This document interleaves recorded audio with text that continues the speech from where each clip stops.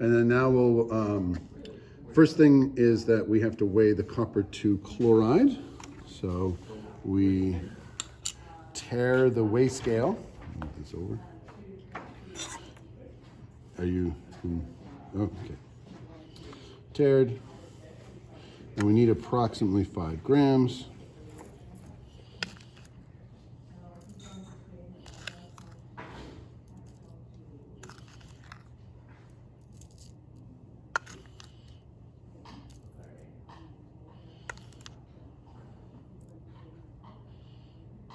That's close enough.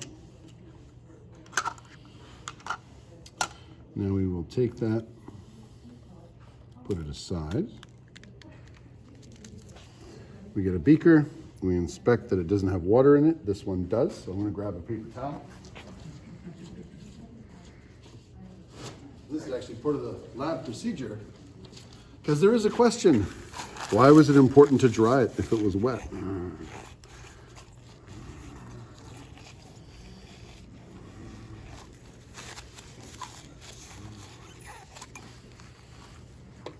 Oh. Tear it again. Put the beaker on, and it's 49.81. We're going to add about 50 grams, 50 milliliters of water, which is actually about 50 grams.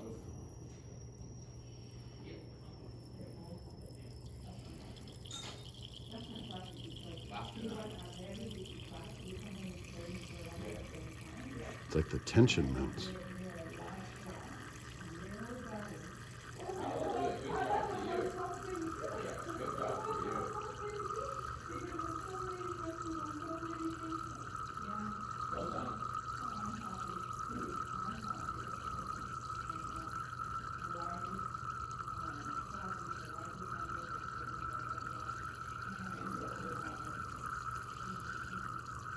Got 10 more mils.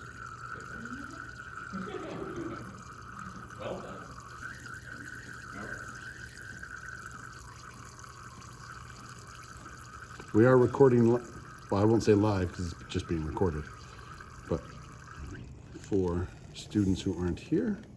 Okay, 98.56 grams. Take it here. And we will add to, oh, first we have to make observations of the water. So close up. And then of the copper 2 chloride. Maybe I'll move it around a little bit. So any observations and some quantitative observations. We have the mass of the water, but we can also get the temperature. Just move that so that it's getting contacted. And can they read that through that? No. Oh, there we go.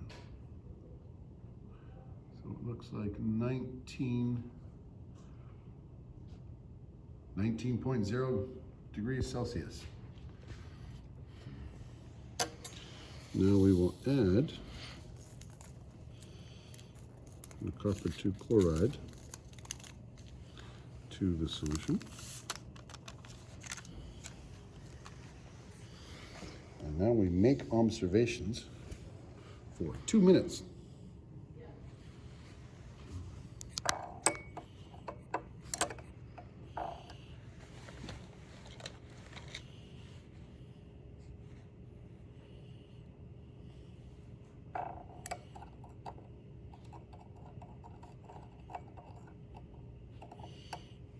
Should be using the stir rod for that. A little bit of powder got caught on the thermometer. That might be important for your results.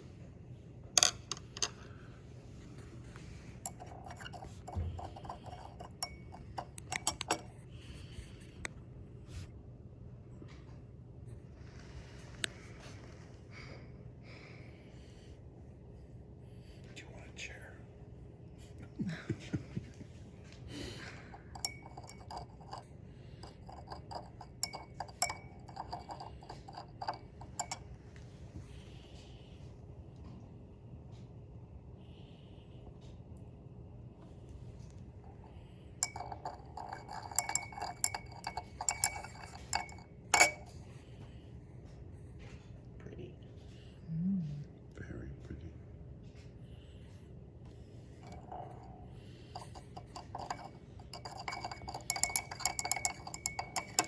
I do love copper 2 chloride solution. It's so useful. Equilibrium, science 10 reactions, chemistry 11 reactions. Okay, that's about 2 minutes, I think. I think I roughly saw we started at 3 minutes something. Good enough. Oh, were you timing? Oh, That's good. That's good enough. good, good kick. Next up, observations of the aluminum foil. So write down some qualitative observations without numbers. You can see that's what not tin foil, aluminum foil looks like. And then we're going to weigh it. It's often useful. We have to loosely crumple it up into a ball to fit into the beaker anyway. So we'll do that in order to weigh it. 1.22 grams. So now we will see what happens.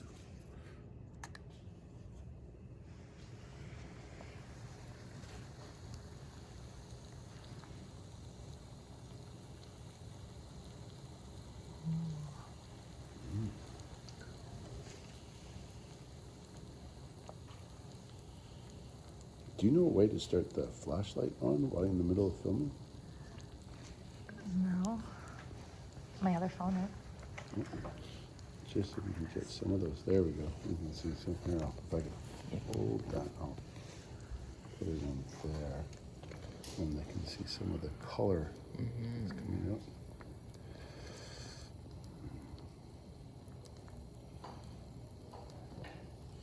We'll shine it through that way as well. That looks cool. I'm not sure you can see more You can see detail color that on way. the side. Yeah? Yeah.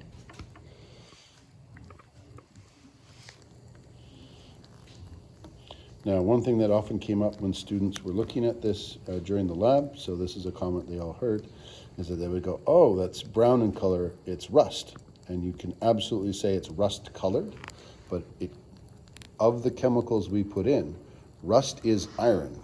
And you have to ask yourself, did we put any iron into this beaker? And if we didn't, that cannot be rust. So what else is in there that could be reddish colored or turn reddish colored?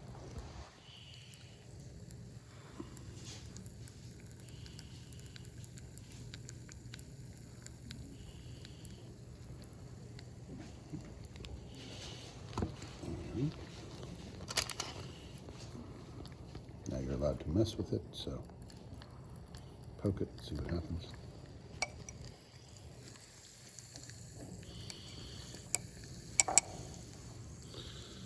And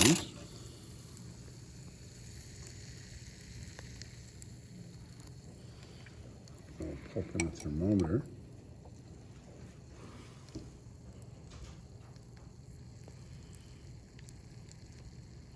So definitely rising in temperature. We are now at least 26 degrees and rising.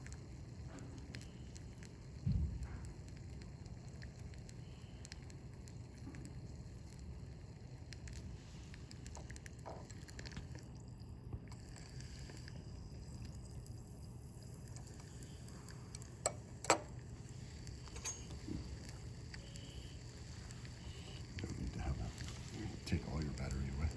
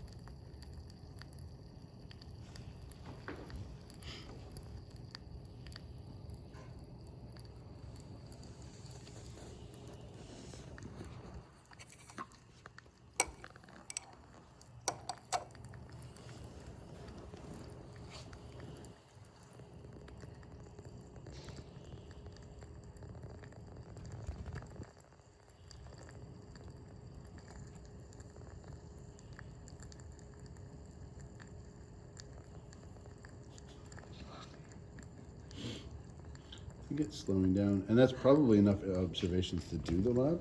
So we can say it went up to, what's the temperature is that right now? It's about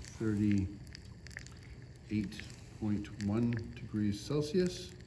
And now part of the lab, part 2, is you have to do the lab again and make it go faster. You can't do that, but you can also write a procedure up on how you think you could make it go faster or increase the temperature. So, At the end? good, that's the end.